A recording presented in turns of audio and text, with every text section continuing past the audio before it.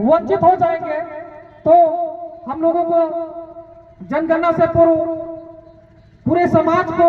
इस पर चिंतन मंथन करने की जरूरत है, क्योंकि जनगणना से पूर्व अगर हम लोग जोरदार आंदोलन प्रदेश स्तर एक झारखंड में पूरे अगर हम लोग जोरदार नहीं करते हैं तो झारखंड सरकार आनंद फानंद में जनगणना के लिए आदेश पारित कर सकती है और गजट ला सकती है। और जब केंद्र सरकार से हमारा धर्म कॉलम ही हट गया है तो हम लोगों का गिनती जो है आदिवासियों का अलग से होगा नहीं, क्योंकि हम प्राकृतिक पुजारियों का मूल धर्म सरना धर्म है। और वैसे में हम लोग एक तो हिंदू में नहीं तो क्रिश्चियन में या फिर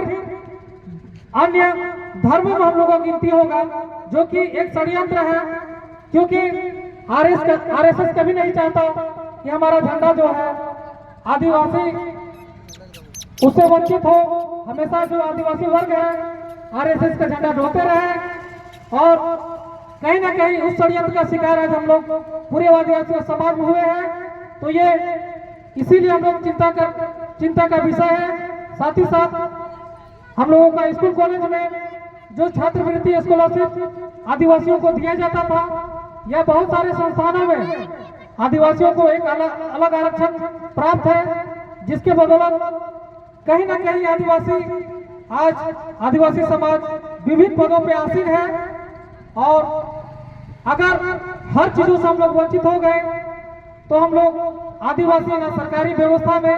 ना कानून में, ना किसी पदों में हम लोग नजर आएंगे, ना ही हम लोगों को कोई बात सुना जाएगा और ना ही किसी बात हमारा अमल में आएगा। केवल हम लोग आदिवासी जो है चुनाव में नेताओं का उपयोग करने का एक साधन बन जाएंगे। इसीलिए हम लोग आज का विषय रखे थे कि आज हम लोगों को गहन चिंतन मंथन करने की जरूरत है, क्योंकि आज हम लोग राजीव पढ़ा सरना प्रार्थना सभा एक बहुत बृहद कमेटी जो कि केवल झारखंड प्रदेश नहीं पूरे भारतवर्ष में बन चुका है, और हम लोग उसको एक सुंदर ढंग से सजाना है, संवारना है। और जो अगवा करता आज पैसे के अभाव में या रोजगार के अभाव में आज कहीं ना कहीं भटकते रहते हैं, जो समाज का काम नहीं कर पाते हैं या अपना घर दूरा नहीं चला पाते हैं, रोजी रोजगार नहीं कर पाते हैं, तो उनको दिशा दशा उनका गार्जियन जो है राजी पढ़ा है और राजी पढ़ा उनके हर मूलभूत सुविधा को मुहैया कराएगी, ये हम लोग सोचते हैं। और ऐसा हमारे पास व्यवस्था पूरे राजीव पढ़ा में जो लोग हैं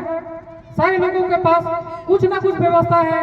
चाहे वो सरकारी स्तर का व्यवस्था हो, चाहे संगठन की व्यवस्था हो, चाहे बहुत सारा ऐसा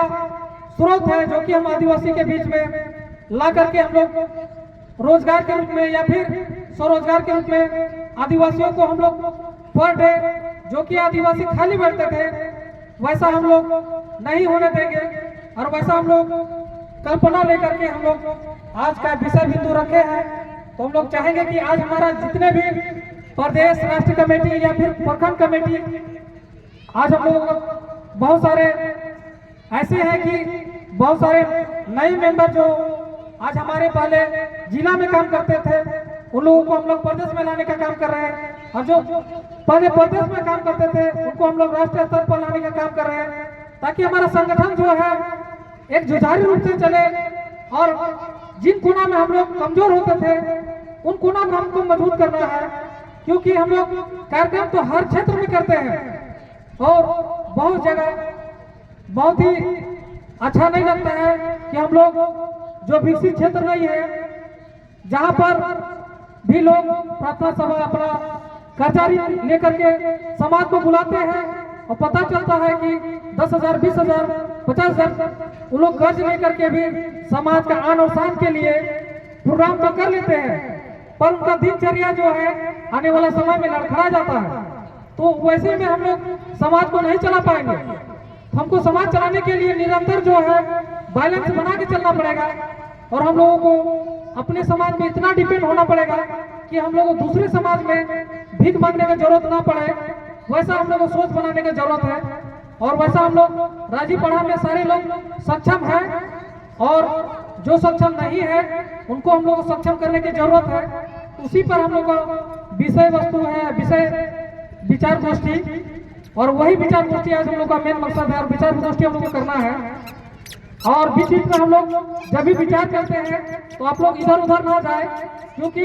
जो भी विचार हम लोग का केंद्र कमेटी या राष्ट्र कमेटी के द्वारा किया जाता है उसका हम लोग उद्घोषण आपके साथ में करेंगे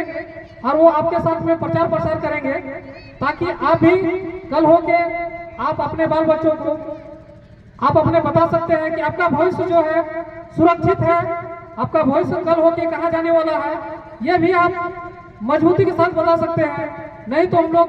केवल भजन कीर्तन और रैली जुलूस करते रह जाएंगे और हम लोग मूल जो हम लोग रफ्तार से हम लोगों को काम करने की जरूरत है। बहुत हम लोग को आज टेक्निकल का जमाना है, चाहे वो शिक्षा का टेक्निकल हो या फिर संगठन का टेक्निकल है, उस पर हम लोग नहीं आ पाएंगे। तो हम लोग समाज को जिस रूप में हम लोग ले जाना चाहते हैं और जिस रूप में सजाना चाहते हैं उस रूप में हम लोग सजा नहीं पाएंगे। इसलिए सभी लोग गहनता से सुने। और मैं इतना ही बोल करके मैं चाहूंगा कि आज का विषय बिंदु पर ही आज का समाज पूरी तरह से केंद्रित हो।